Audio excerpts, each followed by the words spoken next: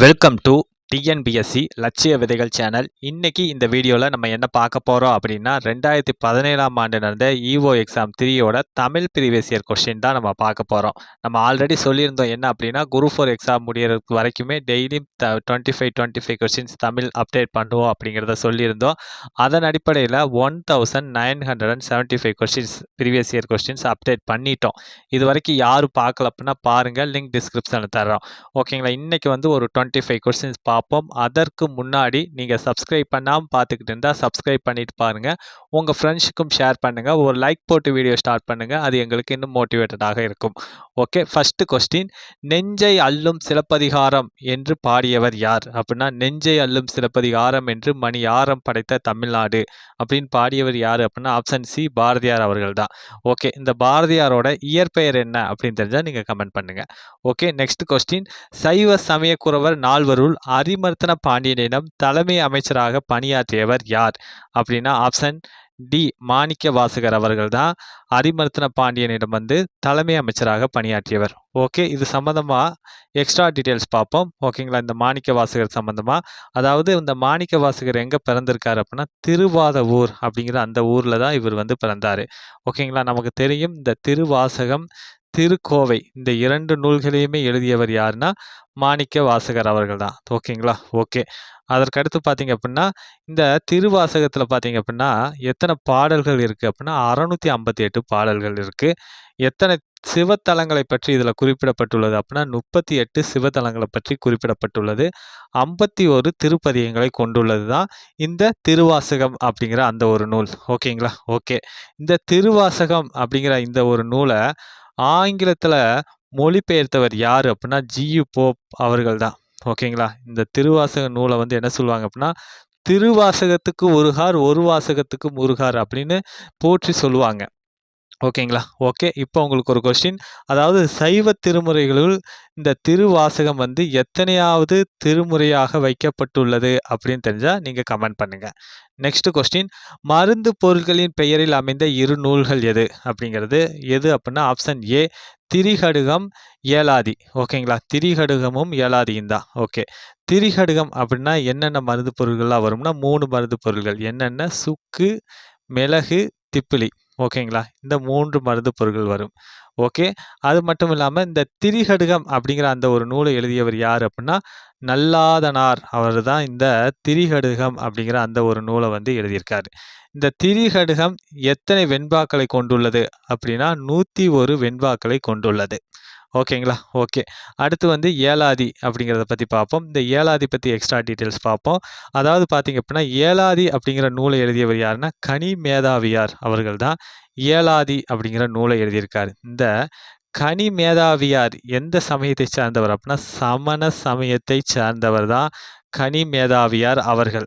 Okay, இதில் பார்த்தீங்க அப்படின்னா இந்த கனி மேதாவியார் ஏலாதியை தவிர்த்து வேற என்ன நூலை எழுதியிருக்காரு அப்படின்னா திணைமாலை 150 அப்படிங்கிற அந்த ஒரு நூலையுமே என்ன பண்ணியிருப்பார் அப்படின்னா எழுதியிருப்பார். இந்த கனி மேதாவியார் எழுதிய 2 நூல்கள் ஏலாதி, திணைமாலை 150. ஓகே, இந்த ஏலாதியில் பார்த்தீங்க அப்படின்னா எந்தெந்த மருந்து பொருட்கள்லாம் இருக்குது அப்படின்னா ஏலம், லவங்கம். ஓகேங்களா. இதெல்லாம் இம்பார்ட்டன்ட். ஏலம், லவங்கம், சிறுநாவற்பூ 3 ஆச்சுங்களா. அடுத்து பார்த்தீங்க அப்படின்னா சுக்கு, மிளகு, திப்பிலி. ஓகே, இந்த 6 மருந்து பொருட்களுமே இருக்கும். அந்த 6 மருந்து பொருட்கள் இருக்கிறது தான் ஏலாதி அப்படின்னு சொல்லுவாங்க. ஓகேங்களா.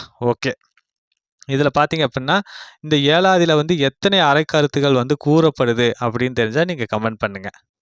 நெக்ஸ்ட் கொஸ்டின், பொறுத்துக, அதாவது இதற்கான ஆன்சர் என்ன அப்படிங்கிறத ஃபஸ்ட்டு பார்த்துட்டோம். ஆன்சர் பார்த்தீங்க அப்படின்னா ஆப்ஷன் ஏ 4, 3, 2, 1 தான் இதற்கான ஆன்சர்.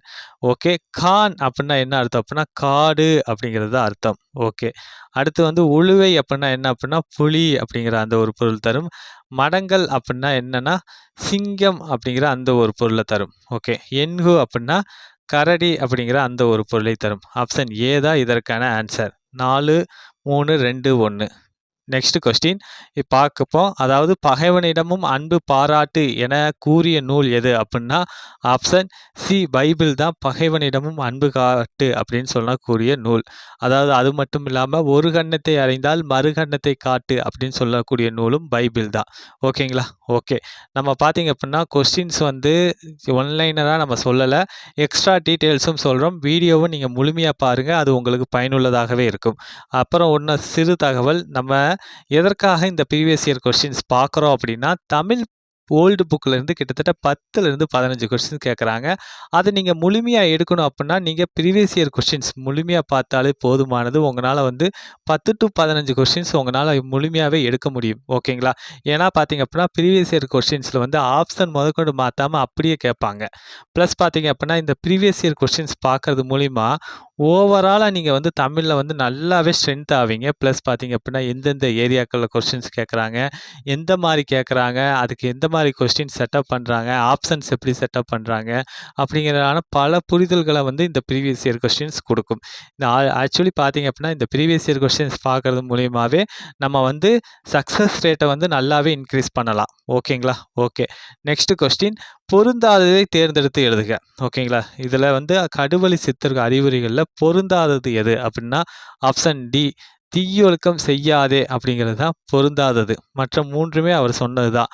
பெண்களை பழித்து பேசாதே, பாம்போடு விளையாடாதே, போலி வேடங்களை போடாதே அப்படிங்கிறதெல்லாம் கடுவழி சித்தர் அவர்கள் கூறியது தான். ஓகே. இந்த கடுவழி சித்தர் அவர்கள் எப்பேற்பட்டவர் அப்படின்னா, அதாவது பார்த்தீங்க அப்படின்னா வெட்ட வெளியையே கடவுளாக வழிபட்டவர் தான் இந்த கடுவெளி சித்தர் அவர்கள். ஓகேங்களா? வெட்ட வெளியவே கடவுளாக வழிபட்டவர்.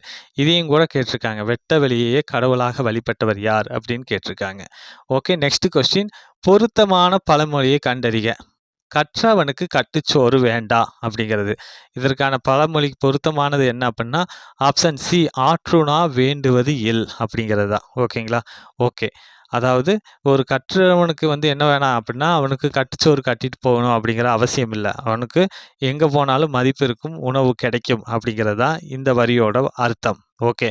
இந்த வரி வந்து எந்த நூலில் இடம்பெற்றுள்ளது அப்படின்னா பழமொழி 400 அப்படிங்கிற நூலில் வந்து இடம்பெற்றுள்ளது. ஓகேங்களா? இந்த பழமொழி 400 எழுதியவர் யார் அப்படின்னா முன்றுரை அரையனார் அவர்கள் தான் பழமொழி 400 நூலை வந்து எழுதியிருக்காரு. ஓகே. இப்போ உங்களுக்கு ஒரு கொஸ்டின், இந்த பழமொழி 400 நூலை சேர்ந்த எழுதிய முன்றுரை அரையனார் எந்த சமயத்தை சார்ந்தவர் அப்படின்னு தெரிஞ்சால் நீங்கள் கமெண்ட் பண்ணுங்கள். ஓகே.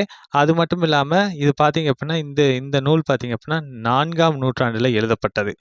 ஓகே. அதே போலவே பார்த்தீங்க அப்படின்னா 400 பாடல்களை கொண்டது. ஒவ்வொரு பாடல்லையுமே என்ன இருக்கும் அப்படின்னா ஒரு பழமொழி இருக்கும். அதனால் இந்த நூலை என்ன சொல்கிறாங்க அப்படின்னா பழமொழி 400 அப்படின்னு சொல்கிறாங்க. ஓகே. நெக்ஸ்ட் கொஸ்டின், அகநானூற்றின் முதல் 120 பாடல்கள் அடங்கிய பகுதியை நம்ம என்ன சொல்லுவோம் அப்படின்னு பார்த்தீங்க அப்படின்னா ஆப்ஷன் சி களிற்று யானை நிறை அப்படின்னு தான் சொல்லுவோம். ஓகேங்களா? ஓகே.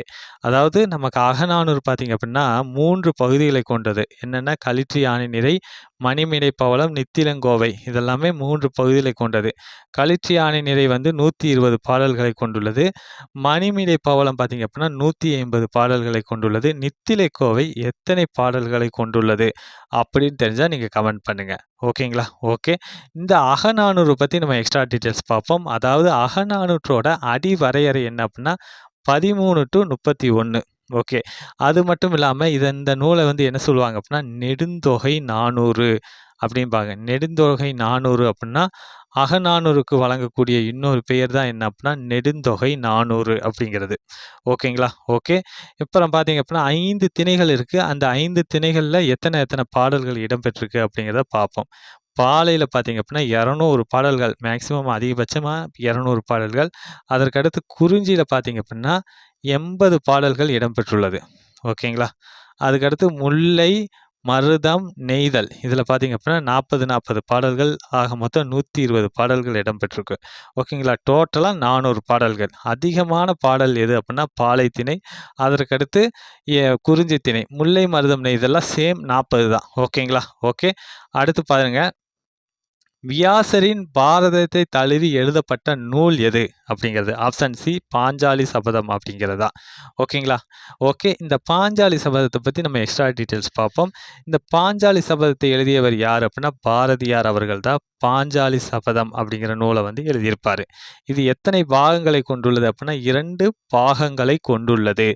எத்தனை சருக்கங்களை கொண்டுள்ளது அப்படின்னா 5 சருக்கங்கள். ஓகேங்களா? சூழ்ச்சி சருக்கம், சூதாட்ட சருக்கம், அடிமை சருக்கம், துகிலுறுதல் சருக்கம், சபத சருக்கம் அப்படின்னு 5 சருக்கங்களை கொண்டுள்ளது. ஓகேங்களா? ஓகே, அது மட்டும் இல்லாமல் இது எந்த பாவகையினால் பாடப்பட்டது அப்படின்னா சிந்து அப்படிங்கிற அந்த ஒரு பாவகையினால் பாடப்பட்டது தான் இந்த நூல். ஓகே, இப்போ உங்களுக்கு ஒரு கொஸ்டின், இந்த பாஞ்சாலி சபதம் எத்தனை பாடல்களை கொண்டுள்ளது அப்படின்னு தெரிஞ்சால் நீங்கள் கமெண்ட் பண்ணுங்க. ஓகேங்களா? ஓகே, நெக்ஸ்ட் கொஸ்டின், முன்றுரை அரையனார் என்ற பெயரில் அரையனார் என்னும் சொல்லின் பொருள் என்ன அப்படின்னா ஆப்ஷன் பி அரசன் அப்படிங்கிறதா தரும். ஓகேங்களா? இந்த அரையனார் அப்படின்னா அரையன் அப்படின்னாவே என்ன பொருள் தரும் அப்படின்னா அரசன் அப்படிங்கிறத குறிக்கும். ஓகேங்களா? ஓகே, இந்த முன்றுரை அரையனார் எழுதிய நூல் தான் என்ன அப்படின்னா பழமொழி 400 அப்படிங்கிற அந்த ஒரு நூல். அந்த பழமொழி 400 பார்த்தீங்க அப்படின்னா எந்த நூற்றாண்டு எழுதப்பட்டது அப்படின்னா 4ஆம் நூற்றாண்டு எழுதப்பட்டது. ஓகேங்களா? ஒவ்வொரு பாடல்லையும் பார்த்தீங்க அப்படின்னா ஒரு பழமொழி இருக்கும். அந்த பழமொழி அடிப்படையில் 400 பாடல்களை கொண்டுள்ளது இந்த பழமொழி 400. ஓகே, நெக்ஸ்ட் கொஸ்டின், செரு அடுதோல் நல்லாதான் என பாராட்டுவது யாது அப்படின்னா இதற்கான ஆன்சர் ஆப்ஷன் சி பாயிரம் தான். ஓகேங்களா? ஓகே, அதாவது நல்லாதனார் எழுதிய அந்த நல்லாதனார், அதாவது திரிகடுகத்தை இயற்றிய நல்லாதனாரை பற்றி தான் இந்த வரிகள் சொல்லுது. ஓகேங்களா? திரிகடுகம் பற்றி நாம் பார்ப்போம். திரிகடுகம் அப்படிங்கிறது 3 மருந்து பொருட்களை கொண்டுள்ளது. என்னென்ன? சுக்கு, மிளகு, திப்பிலி. இந்த 3 மருந்து பொருட்களை கொண்டுள்ளது தான் திரிகடுகம் அப்படிங்கிறது. இந்த திரிகடுகத்தை இயற்றியவர் தான் நல்லாதனார். அவரைத்தான் என்ன சொல்லுது அப்படின்னா பாயிரம் செரு அடுதோல் நல்லாதன் அப்படின்னு வந்து பாராட்டுது. ஓகே, இப்போ உங்களுக்கு ஒரு கொஸ்டின், இந்த திரிகடுகம் எத்தனை வெண்பாக்களை கொண்டுள்ளது அப்படின்னு தெரிஞ்சால் நீங்கள் கமெண்ட் பண்ணுங்க. நெக்ஸ்ட் கொஸ்டின், திருவிளையாடற் புராணத்திற்கு உரை எழுதியவர் யார் அப்படிங்கிறது. திருவிளையாடற் புராணத்துக்கு உரை எழுதியவர் யார் அப்படின்னா ஆப்ஷன் சி நாமு வேங்கடசாமி நாட்டார் அவர்கள் தான் திருவிளையாடற் புராணத்திற்கு வந்து உரை எழுதியிருக்காரு. ஓகே, இந்த திருவிளையாடற் புராணம் பற்றி நம்ம எக்ஸ்ட்ரா டீட்டெயில்ஸ் பார்ப்போம். அதாவது பார்த்தீங்க அப்படின்னா இந்த நூலை எழுதியவர் யார் அப்படின்னா பரஞ்சோதி முனிவர் அவர்கள் தான் திருவிளையாடற் புராணத்தை வந்து எழுதியிருக்காங்க. ஓகே, இது பார்த்தீங்க அப்படின்னா 3 காண்டங்களை கொண்டுள்ளது. என்னென்ன காண்டங்கள் அப்படின்னா மதுரை காண்டம், கூடற் காண்டம், திருவாலவாய் காண்டம் அப்படிங்கிற 3 காண்டங்களை கொண்டுள்ளது. எத்தனை படலங்களை கொண்டுள்ளது அப்படின்னு தெரிஞ்சால் நீங்கள் கமெண்ட் பண்ணுங்க. ஓகேங்களா? ஓகே, அது போலவே 3363 வெண்பாக்களை கொண்டுள்ளது. ஓகே, இந்த திருவிளையாடற் புராணம் பற்றி பார்த்துட்டோம். அடுத்து பார்த்தீங்க அப்படின்னா இந்த நூலாசிரியரான பரஞ்சோதி முனிவரை பற்றி பார்ப்போம். பரஞ்சோதி முனிவர் பார்த்தீங்க அப்படின்னா 17ஆம் நூற்றாண்டை சேர்ந்த நபருங்க. இவர் எங்கே பிறந்தார் அப்படின்னா திருமறைக்காடு அப்படிங்கிற வேதாரண்யம் அப்படிங்கிற அந்த இடத்துல தான் பார்த்தீங்க அப்படின்னா பரஞ்சோதி முனிவர் அவர்கள் பிறந்திருக்காங்க. இவர் எழுதிய நூல்கள்லாம் என்னென்ன அப்படின்னா வேதாரண்ய புராணம் அப்படிங்கிற நூல் எழுதியிருக்காரு. அதற்கடுத்து பார்த்தீங்க அப்படின்னா திருவிளையாடல் போற்றி கலிவெண்பா அப்படிங்கிற நூல் எழுதியிருக்காரு. அதுக்கடுத்து மதுரை பதிற்று 10 அந்தாதி. ஓகேங்களா? ஓகே, அதாவது 3 நூல்கள் எழுதியிருக்காரு. இம்பார்ட்டன்ட், வேதாரண்ய புராணம், திருவிளையாடல் போற்றி கலிவெண்பா, மதுரை பதிற்று 10 அந்தாதி அப்படிங்கிற அந்த ஒரு நூல் எல்லாமே இவர் எழுதியிருக்காரு. ஓகே, நெக்ஸ்ட் கொஸ்டின், பொறுத்துக இதற்கான ஆன்சர் என்ன அப்படிங்கிறத பார்த்துருவோம். ஆன்சர் என்ன அப்படின்னா ஆப்ஷன் ஏ 3142 தான் இதற்கான ஆன்சர். ஓகே, அதாவது பார்ப்போம். விபுதர் அப்படின்னா என்ன பொருள் அப்படின்னா புலவர் அப்படிங்கிற அந்த ஒரு பொருள் தரும். பன்னவன் அப்படின்னா என்ன பொருள் தரும் அப்படின்னா அந்தணன் அப்படிங்கிற அந்த ஒரு பொருளை தரும். ஓகே, வேணி அப்படின்னா என்ன பொருள்னா செஞ்சடை அப்படிங்கிற பொருள் தரும். அல்கு அப்படின்னா இரவு. ஓகேங்களா? அல்லு பகலும் அப்படிம்பாங்க. அல்லுனாவே இரவு, அல்கு அப்படின்னாலும் இரவை தான் குறிக்கும். ஆப்ஷன் ஏ தான் இதற்கான ஆன்சர். ஓகே, நெக்ஸ்ட் கொஸ்டின், பிரித்து எழுதுக. வாயின் நீர் அப்படின்னா என்ன அப்படின்னா ஆப்ஷன் சி வாயின் கூட்டல் நீர், அது அப்படி தான் வரும். ஓகே, நெக்ஸ்ட் கொஸ்டின், நடுவண் அரசு தமிழ் மொழியை செம்மொழியாக அறிவித்த வருடம் எது அப்படின்னா ஆப்ஷன் ஏ 2004ஆம் ஆண்டு தான் மத்திய அரசு என்ன பண்ணுது அப்படின்னா இந்த தமிழ் மொழியை வந்து செம்மொழியாக அறிவித்தது. Okay, next question. நுண்ணிய நூல் பல கற்றவருக்கே அமைந்த அரிய கலை எது அப்படின்னா ஆப்ஷன் ஏ பேச்சுக்கலை தான் நுண்ணிய நூல் பல கற்றவருக்கே அமைந்த அரிய கலை. Okay, next question. என்னுடைய நாடு எனும் பாடல் இடம்பெற்றுள்ள தலைப்பு எது அப்படின்னா ஆப்ஷன் சி தேசிய மலர் அப்படிங்கிற அந்த ஒரு தலைப்பில் தான் என்னுடைய நாடு அப்படிங்கிற அந்த ஒரு பாடல் வந்து இடம்பெற்றுள்ளது. இது பார்த்தீங்க அப்படின்னா 9th தமிழ் ஓல்டு புக்கில் இந்த டாபிக் இருக்குது. ஓகேங்களா? ஓகே, இந்த பாடலை எழுதியவர் யார் அப்படின்னா நாமக்கல் கவிஞர் வே ராமலிங்கனார் அவர்கள் தான். ஓகே, இவரை பற்றி எக்ஸ்ட்ரா டீட்டெயில்ஸ் நம்ம பார்ப்போம். இவரை என்ன சொல்லுவாங்க அப்படின்னா காந்திய கவிஞர் அப்படின்னு வந்து சொல்லுவாங்க. யாரை? நாமக்கல் கவிஞர் வே ராமலிங்கனார் அவர்களை. ஓகே, இவர் பார்த்தீங்க அப்படின்னா தமிழகத்தோட முதல் அரசவை கவிஞர் யார் அப்படின்னா நாமக்கல் கவிஞர் தான். ஓகேங்களா? ஓகே, இவர் எழுதிய நூல்கள்லாம் என்னென்ன அப்படின்னா சங்கொலி அப்படிங்கிற அந்த ஒரு நூல் எழுதியிருக்காரு. அதுக்கடுத்து என் கதை அப்படிங்கிற ஒரு நூல் எழுதியிருக்காரு. இந்த என் கதை அப்படிங்கிறது பார்த்தீங்க அப்படின்னா சுயசரிதம். இவருடைய சுயசரிதம் தான் என் கதை அப்படிங்கிறது. அதற்கடுத்து மலை கல்லன் அப்படிங்கிற அந்த ஒரு நூலை எழுதியிருக்காரு. அடுத்து நாமக்கல் கவிஞர் பாடல்கள். இந்த மாதிரியான ஏகப்பட்ட நூல்களை வந்து நாமக்கல் கவிஞர் அவர்கள் எழுதியிருக்காங்க. Okay, next question. சூரிய ஒளி பெறாத செடியும் பகுத்தறிவு ஒளி பெறாத சமுதாயமும் வளர்ச்சி அடையாது என உணர்ந்தவர் யார் அப்படின்னா ஆப்ஷன் சி பாரதிதாசன் அவர்கள் தான் இந்த கூற்றை கூறியவர். ஓகேங்களா? ஓகே, இந்த பாரதிதாசனை பற்றி நம்ம எக்ஸ்ட்ரா டீட்டெயில்ஸ் பார்ப்போம். அதாவது இவர் பார்த்தீங்க அப்படின்னா ஒரு இலக்கிய இதழ் ஒன்று நடத்தி வந்தார். அது என்ன அப்படின்னா குயில் அப்படிங்கிற அந்த ஒரு இலக்கிய இதழை பாரதிதாசன் அவர்கள் நடத்தி வந்தாங்க. இவருடைய சாகித்ய அகாதமி விருது பெற்ற நூல் எது அப்படின்னா பிசிராந்தையார் அப்படிங்கிற அந்த நாடகம் தான் இவருக்கு வந்து சாகித்ய அகாதமி விருது வந்து பெற்று கொடுத்தது. ஓகே, அடுத்து பார்த்தீங்க அப்படின்னா வாழ்வினில் செம்மையை செய்பவள் நீயே மாண்புகள் நீயே எம் தமிழ் தாயே அப்படிங்கிற அந்த ஒரு பாடலை பார்த்தீங்க அப்படின்னா புதுவை அரசு தமிழ் தாய் வாழ்த்தாக ஏற்றுக்கொண்டுள்ளது. ஓகே, இப்போ உங்களுக்கு ஒரு கொஸ்டின். அதாவது தமிழக அரசு இவர் பெயரில் ஒரு பல்கலைக்கழகம் ஒன்று வந்து அமைச்சிருக்கு. அது எந்த மாவட்டத்தில் அமைச்சிருக்கு அப்படின்னு தெரிஞ்சால் நீங்கள் கமெண்ட் பண்ணுங்கள். Next question.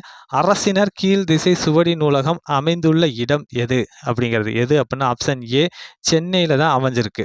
ஓகே, இந்த அரசினர் கீழ் திசை சுவடி நூலகம் பற்றி எக்ஸ்ட்ரா டீட்டெயில்ஸ் பார்ப்போம். அதாவது பார்த்தீங்க அப்படின்னா இது எந்த ஆண்டு தொடங்கப்பட்டது அப்படின்னா 1869ஆம் ஆண்டு தான் இந்த அரசினர் கீழ் திசை சுவடி நூலகம் துவங்கப்பட்டது. ஓகே, இங்கே என்னென்ன நூல்கள்லாம் இருக்குது அப்படின்னா தமிழ், தெலுங்கு, கன்னடம், தமிழ், தெலுங்கு, கன்னடம், மராத்தி இந்த மாதிரியான நூல்கள் எல்லாமே பார்த்தீங்க அப்படின்னா இங்கே இருக்குது. ஓகேங்களா? ஓகே, நெக்ஸ்ட்டு பாருங்கள். அதாவது இந்த அண்ணா நூற்றாண்டு நூலகத்தோட 7வது தளத்தில் தான் என்ன பண்ணுது அப்படின்னா இந்த அரசினர் கீழ் திசை நூலகம் வந்து இயங்கி வருது. அண்ணா நூற்றாண்டு நூலகம் அதில் வந்து 7வது தளத்தில் தான் இந்த அரசினர் கீழ் திசை சுவடி நூலகம் வந்து இயங்கி வருது. Okay, next question. திராவிட என்னும் சொல்லே தமிழ் என்னும் சொல்லிலிருந்து உருவானதாகும் என்று கூறியவர் யார் அப்படின்னா ஆப்ஷன் ஏ ஈராஸ் பாதிரியார் அவர்கள் தான். ஓகே, இது எப்படி கூறுறாரு அப்படின்னா அதாவது தமிழா அப்படின்னு மாறுது. அதற்கடுத்து பார்த்தீங்க அப்படின்னா தமிழா அப்படின்னு மாறும். அதற்கடுத்து ட்ரமிழா அப்படின்னு வந்து மாறும். அதுக்கடுத்து ட்ரமிழா அப்படின்னு மாறும். அதுக்கடுத்து ராவிடா அப்படின்னு மாறும். அதற்கடுத்து திராவிடா அப்படின்னு வந்து மாறும். ஓகேங்களா? ஓகே, இந்த மாதிரி தான் தமிழ் அப்படிங்கிற அந்த ஒரு சொல்லிலிருந்து திராவிடா அப்படிங்கிற அந்த ஒரு சொல் தோன்றுச்சு அப்படின்னு சொன்னவர் யார் அப்படின்னா ஈராஸ் பாதிரியார் தான். ஓகேங்களா? இந்த முறைப்படி தான் தோன்றுது அப்படின்னு சொல்லியிருக்காரு. ஓகே, இந்த டாபிக் பார்த்தீங்க அப்படின்னா 9th தமிழ் நியூ புக்கில் இருக்குது. Next question. நிலத்திலும் அடர் உப்பு தன்மை உள்ள நீரிலும் வாழும் பறவை எது அப்படின்னா ஆப்ஷன் ஏ பூனாரை தான். Option A. Next question. தமிழகத்தின் வேர்ட்ஸ்வொர்த் என அழைக்கப்படுபவர் யார் அப்படின்னு பார்த்தீங்க அப்படின்னா ஆப்ஷன் பி வாணிதாசன் அவர்கள் தான் தமிழகத்தோட வேர்ட்ஸ்வொர்த் அப்படின்னு வந்து அழைக்கப்படுறாரு. ஓகே, இந்த வாணிதாசனை பற்றி நம்ம எக்ஸ்ட்ரா டீட்டெயில்ஸ் பார்ப்போம். அதாவது இவருடைய இயற்பெயர் என்ன அப்படின்னு பார்த்தீங்க அப்படின்னா அரங்கசாமி அப்படிங்கிற எத்திராசலு தான் இவருடைய இயற்பெயர். ஓகேங்களா? ஓகே. அதற்கடுத்து பார்த்தீங்க அப்படின்னா, இவர் கற்ற மொழிகள்லாம் என்னென்ன அப்படின்னா, தமிழ், தெலுங்கு, அதற்கடுத்து பார்த்தீங்க அப்படின்னா, இங்கிலீஷு, ஆங்கிலம், ஃப்ரெஞ்ச் இந்த 4 மொழிகள வந்து அவர் கற்றிருந்திருக்கிறாரு. ஓகேங்களா? ஓகே. இவருக்கு வழங்கக்கூடிய சிறப்பு பெயர் என்ன அப்படின்னா, கவிஞரேறு பாவலர் மணி அப்படிங்கிறது பார்த்தீங்க அப்படின்னா, வாணிதாசனுக்கு வழங்கக்கூடிய சிறப்பு பெயர்கள். ஓகே. அதற்கடுத்து பார்த்தீங்க அப்படின்னா, இவருக்கு பிரெஞ்சு அரசு வந்து ஒரு விருது வழங்குச்சு. அது என்ன அப்படின்னு தெரிஞ்சா கமெண்ட் பண்ணுங்க. ஓகேங்களா? ஓகே. அது மட்டும் இல்லாம இவர் வந்து ஒரு சில நூல்களையும் இயற்றியிருக்காரு. என்னென்ன நூல்கள் அப்படின்னா, தமிழச்சி அப்படிங்கிற அந்த ஒரு நூலை எழுதியிருக்காரு. அதற்கடுத்து கொடிமுல்லை அப்படிங்கிற நூல் எழுதியிருக்காரு. அதற்கடுத்து தொடுவானம் அப்படிங்கிற அந்த ஒரு நூலு. அதுக்கடுத்து எழிலோவியம். அதற்கடுத்து குழந்தை இலக்கியம். 5 நூல்கள் எழுதியிருக்காரு. தமிழச்சி, கொடிமுல்லை, தொடுவானம், எழிலோவியம், குழந்தை இலக்கியம் அப்படிங்கிற நூல்கள்லாம் எழுதியிருக்காரு. Next question. நாடக சாலையொத்த நற்கலா சாலை ஒன்று நீடுலகில் உண்டோ நிகழ்த்து அப்படின்னு இந்த கூற்றை கூறியவர் யாரு அப்படின்னா ஆப்ஷன் சி கவிமணி அவர்கள் தான் இந்த கூற்றை வந்து சொல்லியிருக்காங்க. ஓகே. இந்த கவிமணி பற்றி நம்ம எக்ஸ்ட்ரா டீட்டெயில்ஸ் பார்ப்போம். இவர் எங்கே பிறந்தார் அப்படின்னா கன்னியாகுமரியில் இருக்கக்கூடிய தேரூர் அப்படிங்கிற அந்த ஒரு இடத்துல தான் வந்து இவர் பிறக்கிறாரு. ஓகேங்களா? ஓகே. இப்போ உங்களுக்கு ஒரு கொஸ்டின். இவர் எத்தனை ஆண்டுகள் வந்து ஆசிரியராக பணியாற்றினார் அப்படிங்கிறத தெரிஞ்சா நீங்க கமெண்ட் பண்ணுங்க. ஓகே. இவர் வந்து மொழிபெயர்ப்பு நூல்களையும் எழுதியிருக்காரு. என்ன மொழிபெயர்ப்பு நூல்கள்லாம் அப்படின்னா, அதாவது எட்வின் அர்னால்டு எழுதிய லைட் ஆஃப் ஆசியா அப்படிங்கிற அந்த ஒரு நூலை இவர் என்னன்னு மொழிபெயர்த்திருப்பார் அப்படின்னா, ஆசிய ஜோதி அப்படின்னு வந்து மொழிபெயர்த்திருப்பார். அது மட்டும் இல்லாமல் உமர் கய்யாம் பாடல்களையும் இவர் வந்து என்ன பண்ணியிருப்பார் அப்படின்னா, பாரசீகத்தில் இருந்த பாடல்களை இவர் வந்து மொழிபெயர்த்திருப்பார். ஓகேங்களா? ஓகே. இந்த உமர் கய்யாம் பாடல் எத்தனை பாடல்களை கொண்டுள்ளது அப்படின்னா 115 பாடல்களை கொண்டுள்ளது. இது ருபாயத் அப்படிங்கிற 4 அடி செய்யுள்களை கொண்டுள்ளது. இந்த உமர் கய்யாம் பாடல் பார்த்தீங்க அப்படின்னா, இம்மை மறுமையை பற்றி சொல்லக்கூடியதான் இந்த உமர் கய்யாம் பாடல்கள். ஓகே. அதுக்கு அடுத்து பார்த்தீங்க அப்படின்னா, இவர் வந்து வேறு சில நூல்களையும் எழுதியிருக்காரு. என்ன அப்படின்னா, மலரும் மாலையும் அப்படிங்கிற நூல் எழுதியிருக்காரு. அது மட்டும் இல்லாம மருமக்கள் வழி மான்மியம் அப்படிங்கிற நூலு, அப்புறம் வந்து கதர் பிறந்த கதை. ஓகேங்களா? இந்த நூல்கள் எல்லாமே இவர் வந்து எழுதியிருக்காரு. ஓகே. Next question. ஒளிப்படம் எடுக்கும் முறையை கண்டுபிடித்த ஆண்டு எது அப்படின்னா ஆப்ஷன் ஏ 1830ஆம் ஆண்டு தான் கண்டுபிடிச்சாங்க.